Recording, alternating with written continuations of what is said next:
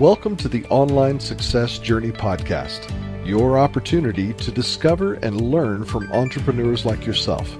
This is not your typical podcast, but a place where you can get the real story and find out how real people encounter speed bumps and detours, but journey through to find success. Now here's your host for the Online Success Journey podcast, Patience. Hello everyone and welcome to Online Success Journey. This is episode 71. Are you ready to join the clan?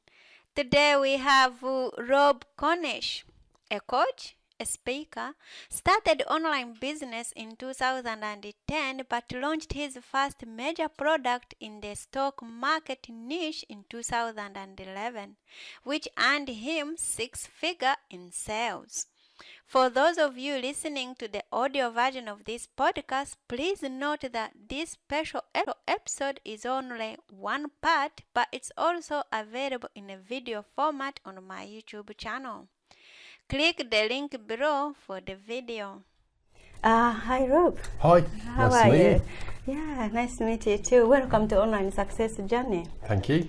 Okay, so someone who don't know about Rob, when we hear about you that you started online in 2010, but you didn't launch your first product until 2011, and you were over six-figure, what should we associate with you when we don't know about you? That people don't know about you. Well, I suppose, like most people, I kind of went through a struggle to begin with, starting online, because I really didn't know what I was doing, and that was in 2010. And then, like you said, that in 2011 I went on and I was working mainly in the stock trading or stock market niche online.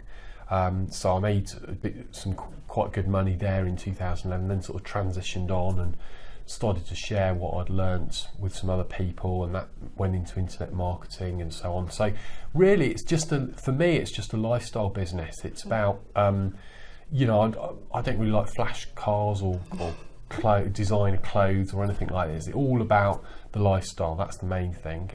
Obviously money's required to do that, and that's why sales are so important online, but really that's it. It's just doing money making projects and building that up in your business to achieve the lifestyle, and that's what I do. Why do you do what you do? People will wonder if it is not just about money. So why do you do what you do? Well, yeah, I mean, that's it really. I mean, it's the money's one thing, but on top of that, the most important thing is the lifestyle. And so for me personally, I mean, we live down in me and my family. We live down in Cornwall, by the coast. Got a great life, and because of the internet, obviously we can live anywhere. I mean, actually in Cornwall, the broadband is excellent, is really good, except in some of the rural areas, but where we are it's brilliant, and that just means that I can totally run the business just like I used to in London. So the flexibility and of the lifestyle is that's why I do it. Wow. Okay, let's put man aside. Now you are successful, but before that, when did you really know that you are really successful?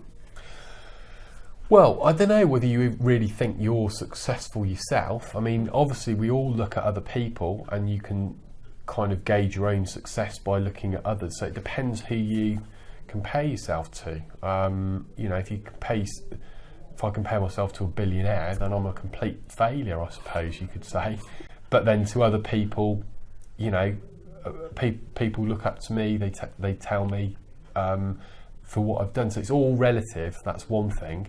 I don't really think of it as success or not, or really. I just have a kind of a bit of a design about what the lifestyle should be, and how I can achieve that, and that's it really. And I suppose if I get to that goal, when I'm living like that, then I consider that a success.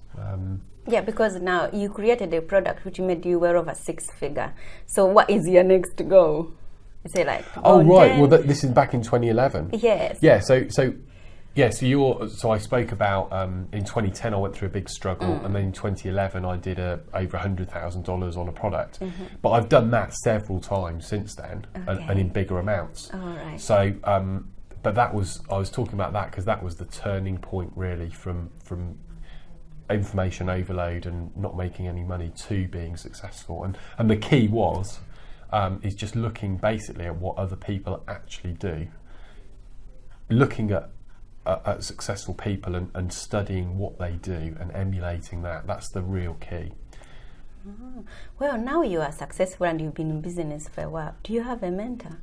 I don't really, not an official mentor, but I do speak to sort of colleagues and people I know in the industry, and I listen very carefully to them. And it doesn't even have to be somebody who's much more successful than you. You can learn something for everyone, I think. So even someone who's maybe just doing it part time and just making a couple of thousand a month or something like that, they might be in a different market, or they'll be doing something different to what you're doing. So there's something to learn from everyone. You don't have to just learn from people who are amazingly successful, that have done it for 40 years or something like that. The person who's just making a bit of money, who started 3 months ago, they might have a really good golden nugget that you can borrow yourself. Wow. Okay. So, well, you have now been on the stage speaking all over the UK. What do you think anyone you see in the audience can really become an entrepreneur, or anyone on the street? Do you think if they put their mind to it, they can be an entrepreneur? I don't know. I mean, the word entrepreneur, I think that's a word that should be given to people by other people. So I don't consider myself an entrepreneur. If anyone else wants to, I think it's an accolade. So if someone wants to call me that, then that's up to them. But I'm not going to call it myself. I think it's there's some true entrepreneurs that really do multiple businesses and create new ideas and so on. There's a lot of other people in business who are basically, they are in business, but they're not necessarily entrepreneurial, if that makes sense. Okay. So I think that's a bit of a label that I don't always use. But can everyone do it? I mean, no, I don't think everyone can do it, because it depends on your mindset. That's the main thing. And some people just ignore their mindset. They don't think that their mindset is important. They think the solution is actually some little secret they haven't found yet. But actually, the secret to success really is in a large part. It's in the mindset. So I think those people who are willing to look at that and be introspective and look at how your mind works and how it can catch you out and understand how it works and then manage that towards success, those are the people who'll do well. Okay, can you give us just one little snippet of a secret? How can we start exercising our mindset? Yeah, well, I think what your mind does is it protects you. One of the things it does is it protects you from bad things. So years ago when you were in the jungle, and we're going around, in caveman times, if there's a sense of danger, it will make you step back and look after you so you survive. But in everyday life nowadays, what that means is that to be successful in business, you need to take a risk, but your mind will see that risk as a risk of failure, and it tries to protect you from failure, because that's a bad thing that associates with something that's negative. So it will find a way subconsciously of self-sabotaging your own success, because it will try to make you stop doing that project, which could result in failure. So just understanding things like that, I think is a really important thing. So another tip would be don't set goals. That's a controversial one.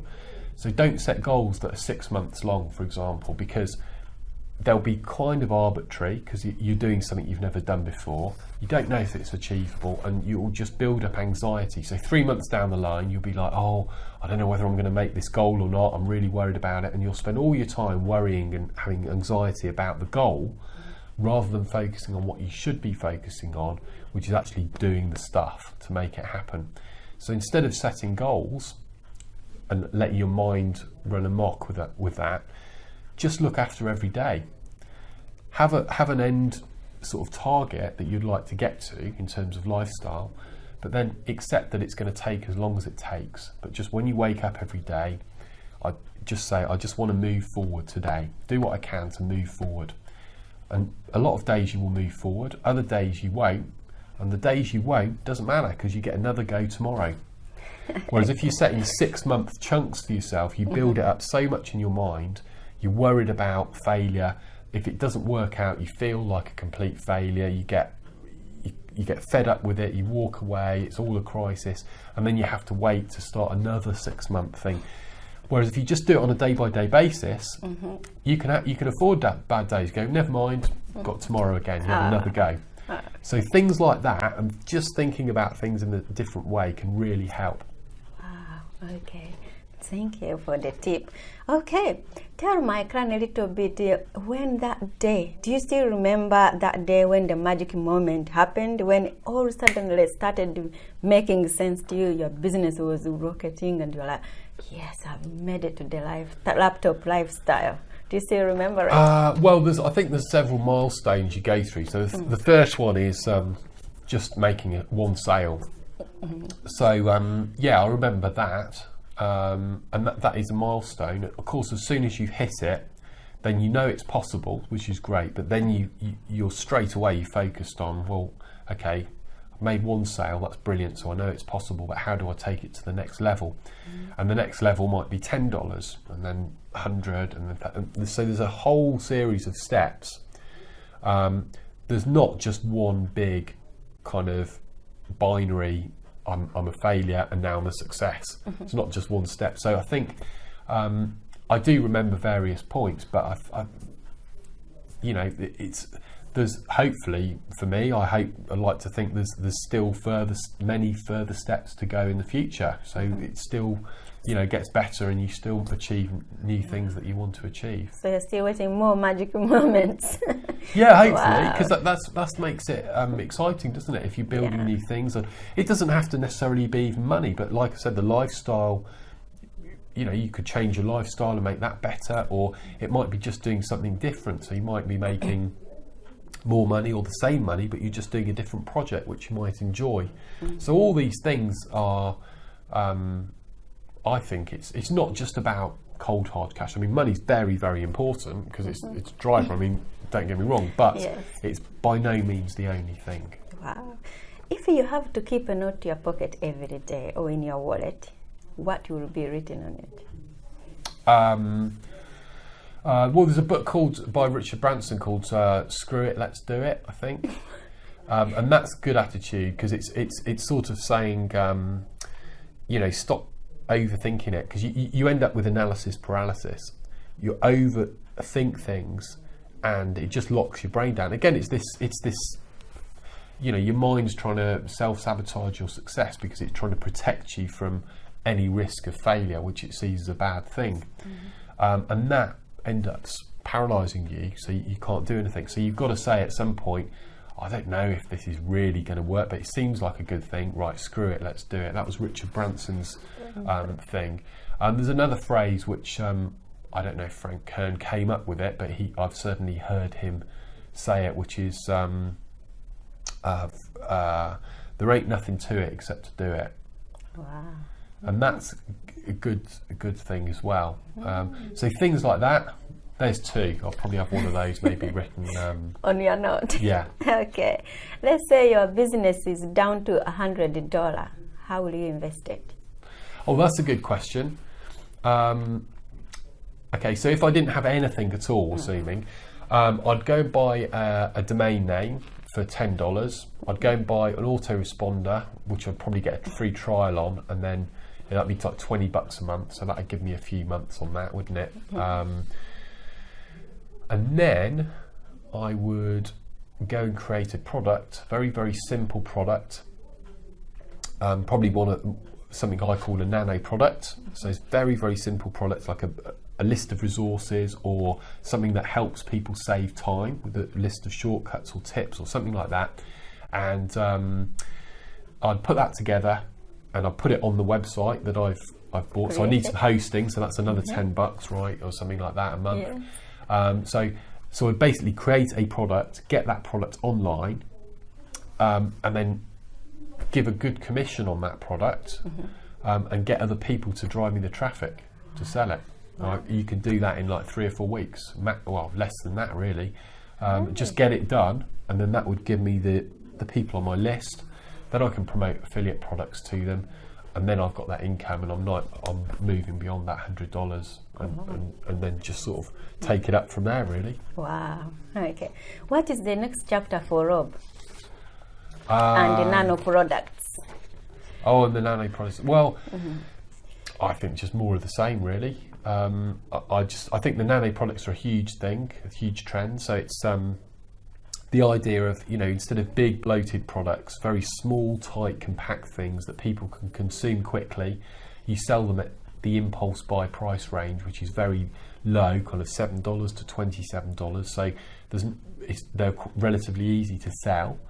They're great to create. People love them. They're brilliant ways to build your email list or do lead generation.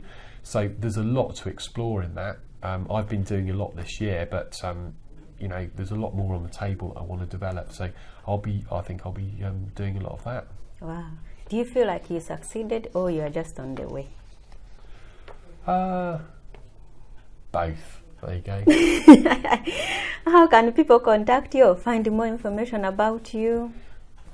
There's my website is gainhigherground.com, gainhigherground.com, or if you search for Rob Cornish, you'll find me online. So you can get in touch via the website, and check, everything goes off there basically. So just hit the website. Wow, Rob, it's been great to have you here to share your online success journey with us. Oh, well, thank you very much for having me. I really appreciate it. It's great talking to you. Thank you. That's a Rob clan. Remember, success is a journey. Patience and Rob.